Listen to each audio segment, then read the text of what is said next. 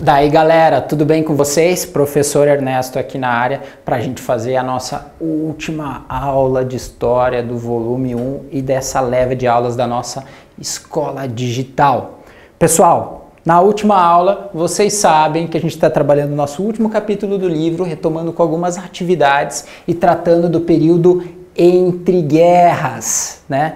Então esse é um assunto sério, o professor brinca, o professor pula, o professor sapateia aqui com vocês, mas esse é um assunto que exige muita reflexão da nossa parte. Da última aula, para ajudar vocês a estudar um pouquinho e decidir um pouquinho mais, analisar um pouco mais esse período histórico, a gente deixou uma atividade para vocês, que era resolver os exercícios da página 202 e 203. Nós falamos um pouco na última aula sobre o contexto geral desse período, né? Retomamos um pouco que esse período entre guerras está relacionado tanto ao fim da Primeira Guerra Mundial, né, e o período relacionado ao início, ao período relacionado à Segunda Guerra Mundial e os eventos, os processos que se desenvolveram entre esses dois momentos particulares da história do século XX e como eles também se encontram de múltiplas formas entramados, relacionados nesse período, ok? Bom, nós abordamos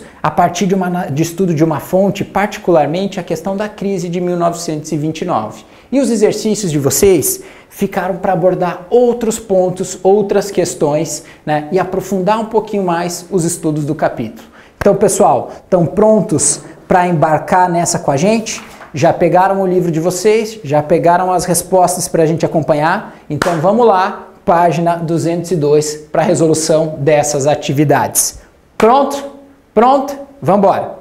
Seguinte, exercício 1 da sessão de atividades. Qual a relação entre a crise de 1929 e a ascensão dos regimes totalitários na Europa? Esse tema é um tema muito importante para a gente, pessoal. Importante em que sentido? A ascensão dos chamados regimes totalitários,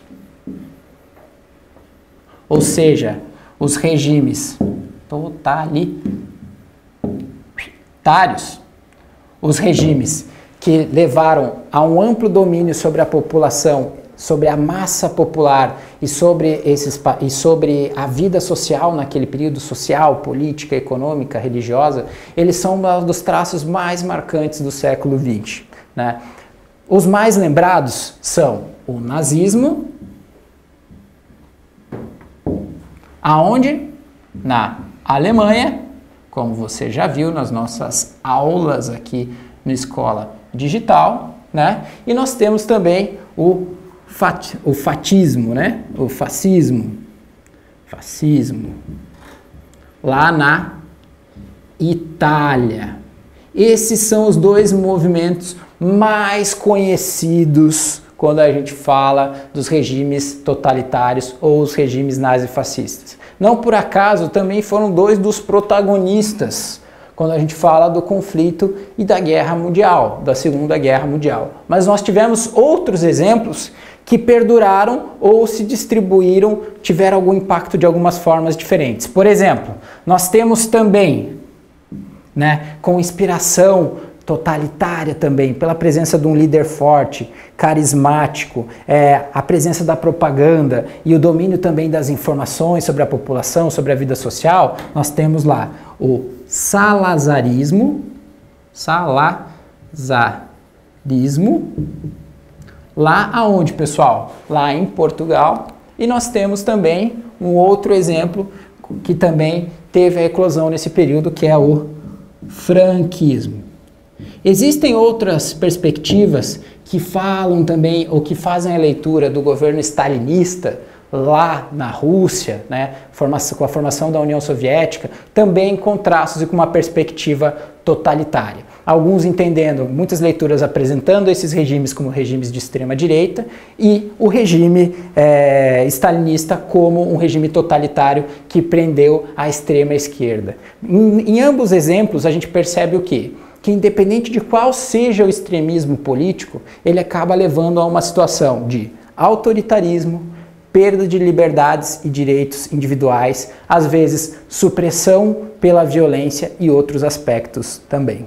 Então, pessoal, de que forma a crise de 1929 está relacionada, por exemplo, ao surgimento de alguns desses movimentos, como o franquismo, o nazismo, o fatismo, deixa eu dar uma rebobinada aqui, o fatismo, o salazarismo e o franquismo? Bom, um dos principais pontos é que ao final da Primeira Guerra, nós tivemos a eclosão dos Estados Unidos, né? O surgimento dos Estados Unidos como uma grande potência mundial. E principalmente um mundo onde se destacava o capitalismo liberal, né?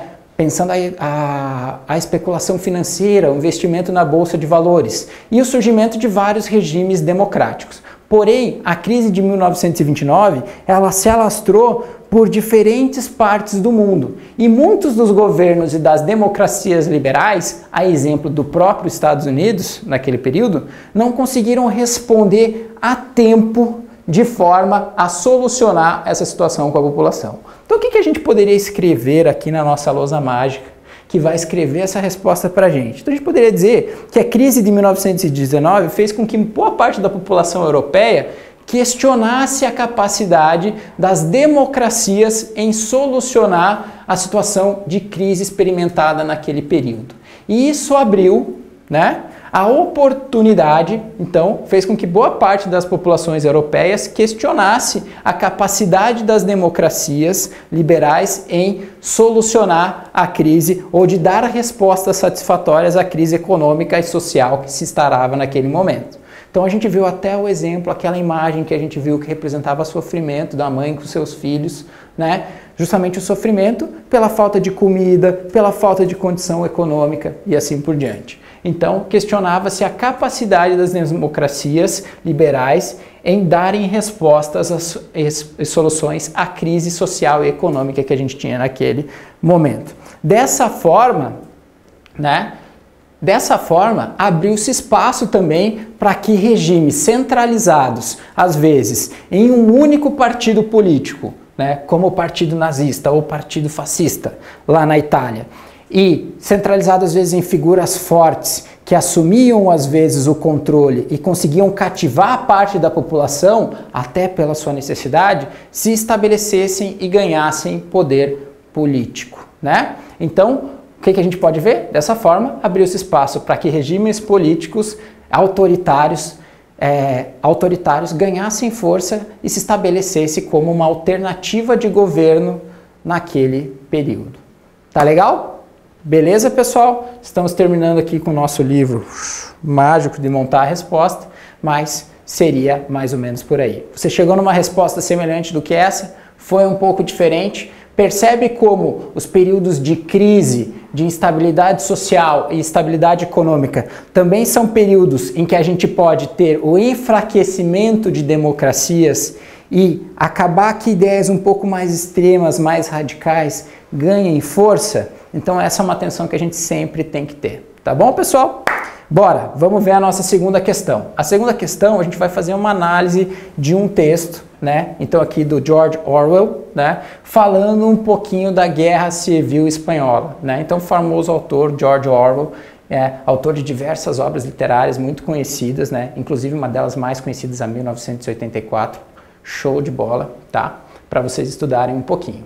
Então o texto a seguir faz parte do livro escrito pelo autor George Orwell sobre a Guerra Civil Espanhola, que ocorreu entre 1936 e 1939. Então foi um dos movimentos, foi o movimento da onde deu origem ao franquismo e está relacionado a esse processo de ascensão de regimes autoritários e totalitários, sobretudo na Europa, ok? Então vamos dar uma olhadinha aqui, né? No conflito, inclusive, no qual ele participou. Ao irromper a luta em 18 de julho, é provável que todos os antifascistas da Europa tenham sido tocados pela esperança, pois ali, finalmente, e pelo que parecia, a democracia punha-se de pé contra o fascismo. Por anos a fio, os chamados países democráticos tinham se cruzado ao fascismo. Então a gente está vendo um processo que remonta à ascensão, por exemplo, do Hitler, lá desde 1933, ou antes até, por exemplo, quando a gente pensa lá em 1926, quando Salazar chega ao poder lá em Portugal. Um processo, por exemplo, que também a gente vê alguns resquícios de alguns processos lá no Estado Novo Varguista, aqui no Brasil também, tá? Hitler tomara o poder e passara a massacrar adversários políticos de todos os tipos. Mussolini bombardeara os abissínios.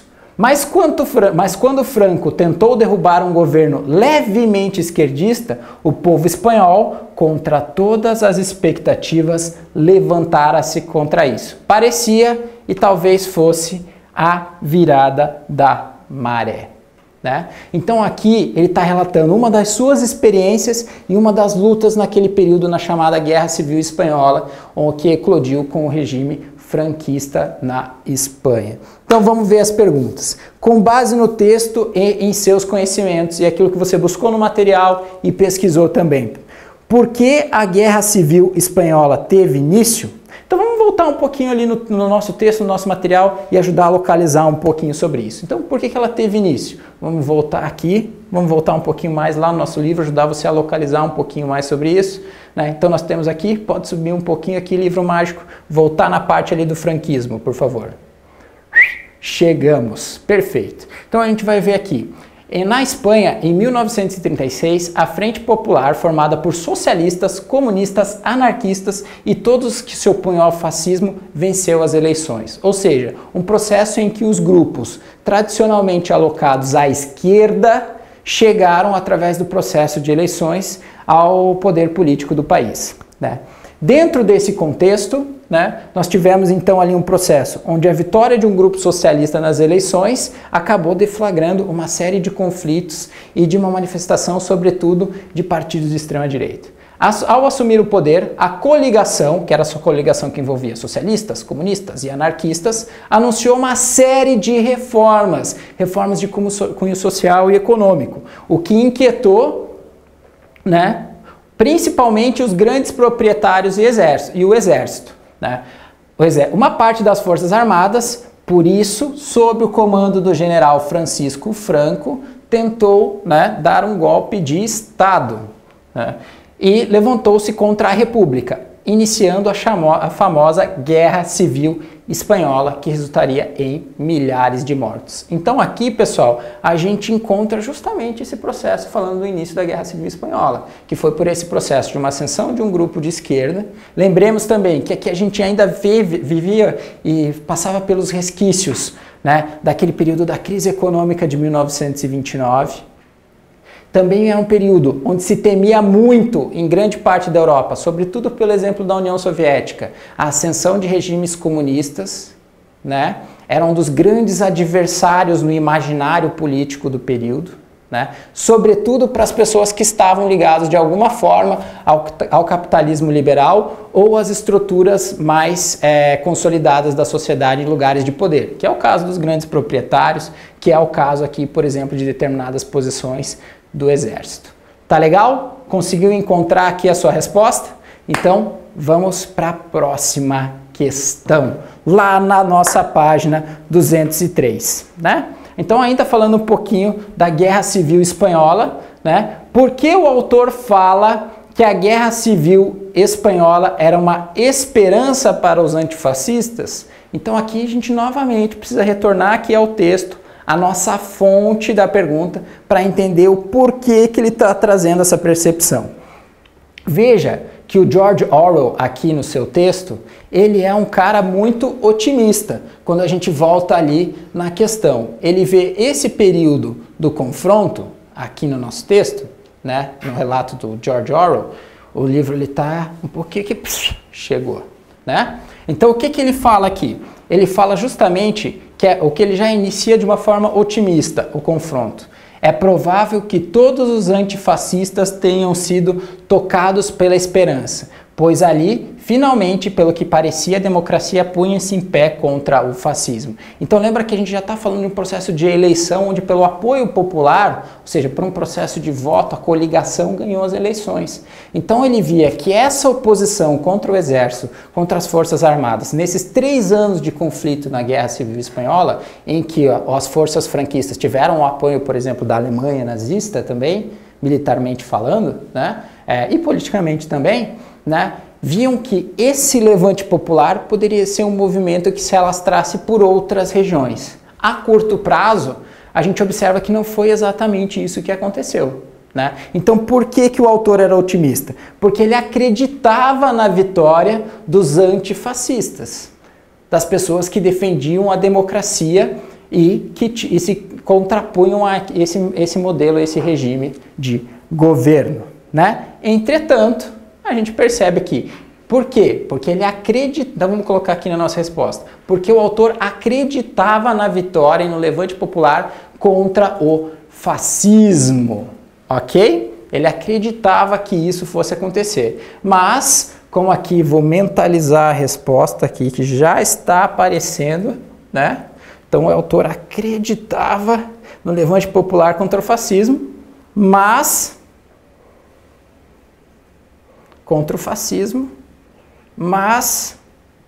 o que acabou acontecendo foi que, com o suporte da Alemanha nazista, né, o Franco acabou saindo vitorioso da Guerra Civil Espanhola e se manteve por algumas décadas no poder, né? O franquismo acabou se instalando nesse país.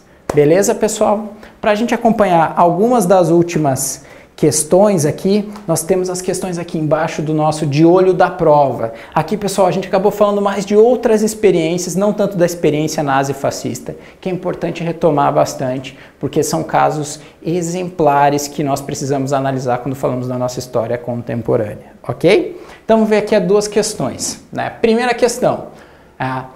Nos primeiros anos da década de 1930, o mundo assistiu a uma grave crise econômica que atingiu boa parte do mundo capitalista. Para combatê-la, o governo dos Estados Unidos da América adotou um conjunto de medidas, que ficou conhecido como New Deal.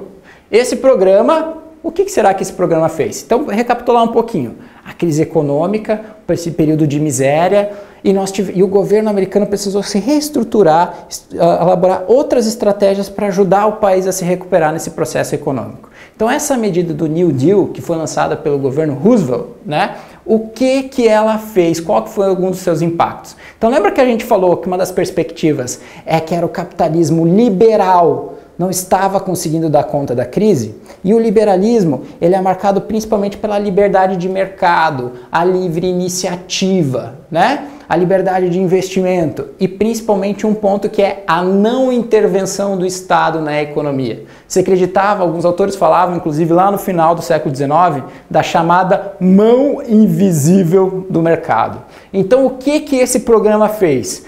Será que ele diminuiu a intervenção do Estado? Não. A gente já vinha de um processo em que o Estado já tinha pouca participação e pouca intervenção na economia. Que mais? Será que ele aumentou a intervenção do Estado? Perfeito. Foi um programa em que o Estado se tornou um dos grandes investidores, um processo de construção de obras públicas, de injeção de dinheiro, de controle sobre a política econômica, que ajudou os Estados Unidos a se recuperar do processo de recessão. Foi uma das medidas centrais, então é o aumento da intervenção do Estado na economia. Então, novamente, retirou a presença do Estado da economia, também não. Tornou a economia americana mais liberal, ao contrário, tornou ela um pouco mais fechada, mais estatizada, no sentido de maior presença, né, mais protecionista, né? E provocou a quebra da Bolsa, pelo contrário, né? Dando origem ao episódio que foi conhecido como a Quinta-feira Negra. Não, ela foi um dos processos que levou ao processo de recuperação gradativa da economia dos Estados Unidos, sobretudo ao longo da década de 1930. Ok? Vamos ver a nossa segunda questão, uma questão aqui da Unesp de 2012.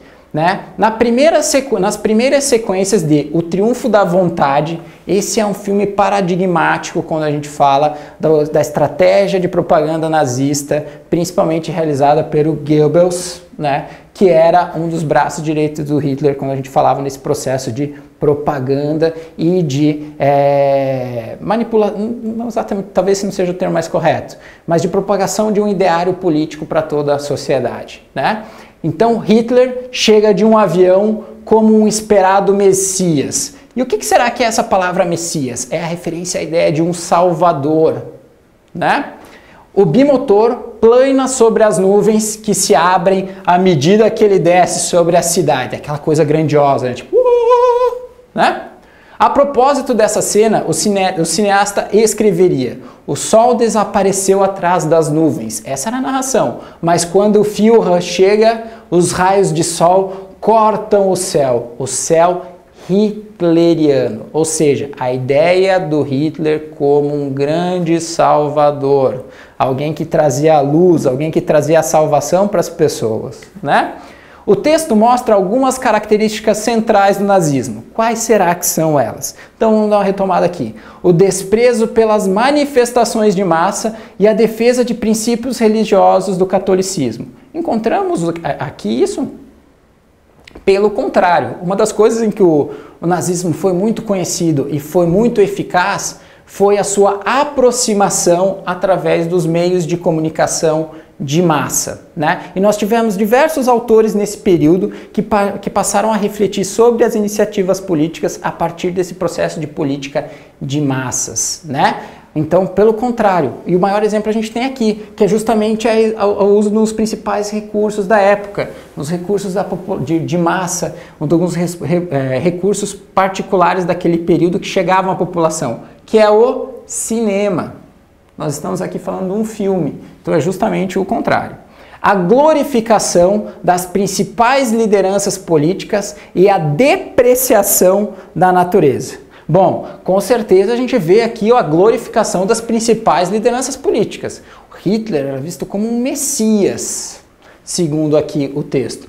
Porém, né, nós não vemos essa depreciação da natureza. Ao contrário, é justamente essa beleza natural de quando ele chega que valoriza essa presença. Então, esse segundo aspecto aqui, não. C. O uso intenso do cinema como propaganda política, como um instrumento para passar um determinado ideológico e atingir a percepção da população. E o culto da figura do líder. Sem dúvida, essa foi uma das características mais marcantes do nazismo. Então seria aqui, gente, a nossa alternativa C. Né? São duas características marcantes não só do regime nazista, mas também de outros regimes totalitários, ok?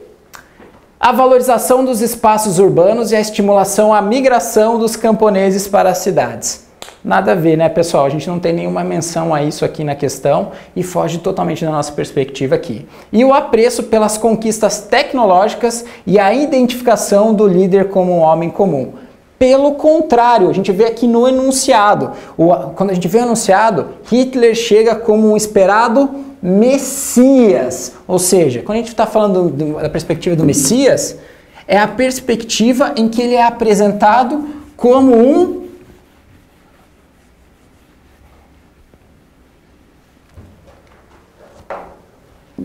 Salvador. Ou seja, era o Salvador da Alemanha, né? Essa era a imagem que se vendia. Que ia também combater os inimigos e principalmente salvar quem? Salvar dos inimigos nacionais. E é impressionante como esse ideário, justamente por uma situação de crise, de necessidade, de um histórico que vem lá da Primeira Guerra Mundial, onde a Alemanha sai como talvez...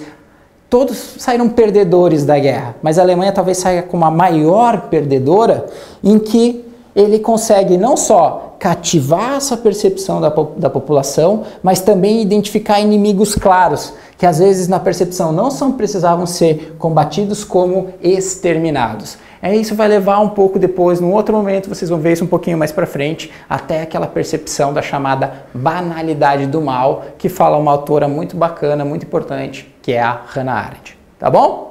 Bom, gente, para a gente fechar a nossa aula aqui, eu vou deixar como se fosse uma atividade para casa, para vocês retomarem um pouquinho e finalizarem um pouco mais, que é o nosso mapa conceitual.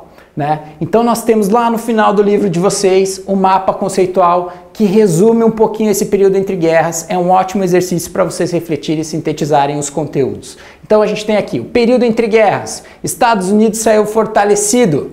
A década de 1920, nós temos a reconstrução da Europa, o estímulo ao consumo, né? Estamos falando do capitalismo liberal. o acesso à Bolsa de Valores, né? E o crescimento da Bolsa de Nova York em importância. E isso leva à quebra da Bolsa de Nova York. E aí a gente tem o quê? O que será que isso ocasiona? Vou deixar essa para vocês, né? E a superprodução industrial dos Estados Unidos, que é um desses fatores. Então, nos Estados Unidos, o plano para retornar à economia é o New. Vou completar o que é, porque a gente acabou de falar isso sobre as nossas questões aqui também.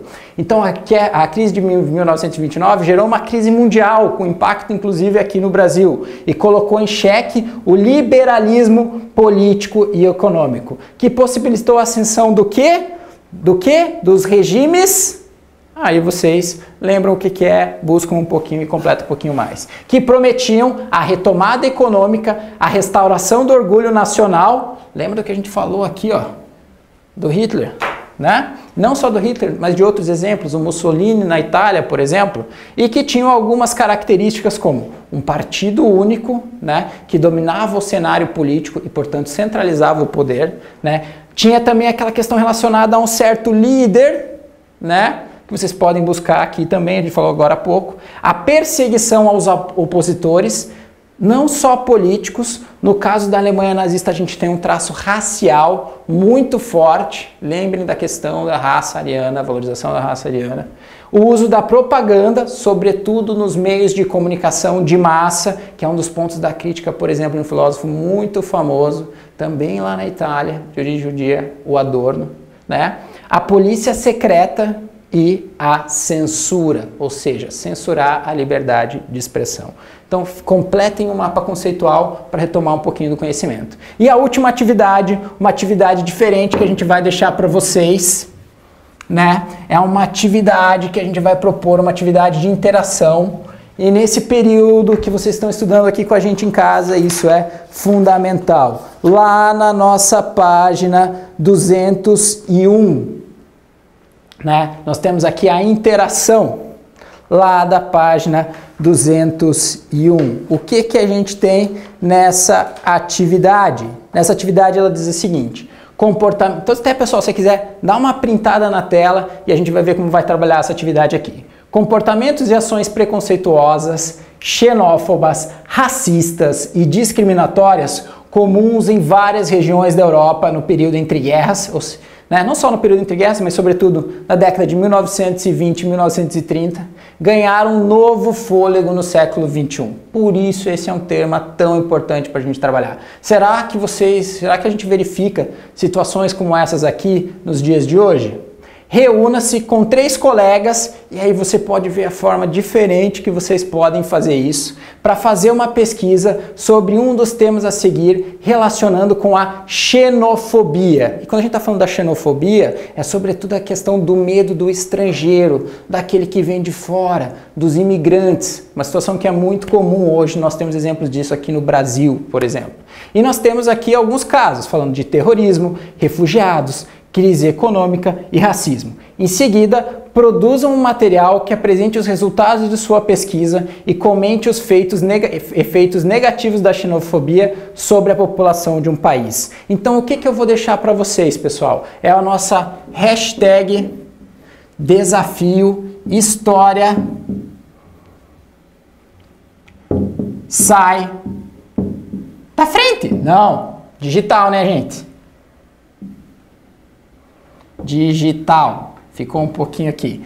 Vocês vão gravar um videozinho de vocês fazendo essa resposta aqui, falando quais são os efeitos da xenofobia e por que nós temos que combatê-la, né? Então vocês vão falar, a xenofobia é um risco por alguma coisa, por que a gente tem que combater isso hoje? E vão, com a autorização dos pais de vocês, postar em uma das nossas redes sociais. Então, por que nós precisamos combater a xenofobia?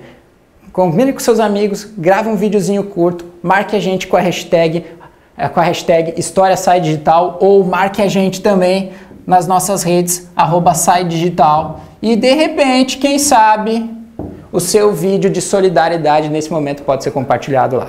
Tá bom, galera? Um grande abraço para vocês. Obrigado pela companhia. Até a próxima aí. Tchau.